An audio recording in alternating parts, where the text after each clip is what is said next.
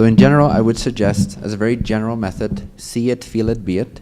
You imagine what it is you desire. You imagine the version of yourself. You imagine the state of being you desire, and all the symbols that come with that, whether that's mundane, like a car and a house and money, the ability to do what you want to do whenever you want to do it, the piece of land, the partner that you're with, having a baby.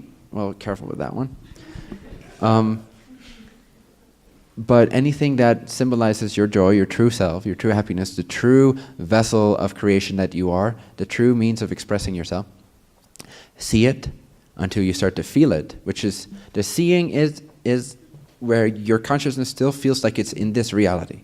But then it tunes into an alternate parallel reality which coexists within this single timeless moment that is all of existence.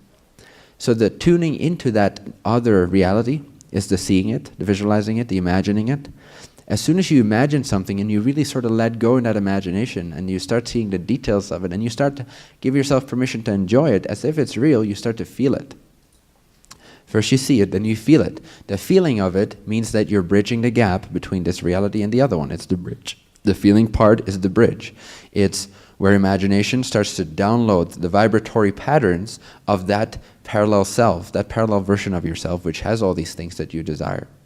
You start to feel it. That's what happens. When you start to feel it, you start to change, alter your vibrational field. When you start changing your vibrational field, at some point that becomes so real, so vivid, that it takes over. It becomes more real to you than your present physical manifestation reality. At that point, you are being it. You are knowing it. You are acting as if it. You are behaving accordingly. You are believing accordingly. So see it, feel it, be it. If the seeing of it in the future, if that still comes up from you, oh, this is in the future, it's not here yet. Place it in your past. Do with that whatever you want to. Place it in the present if you can. Then you start to feel it. Whatever you need to do to get past that seeing-feeling barrier, you need to drop into the feeling of it.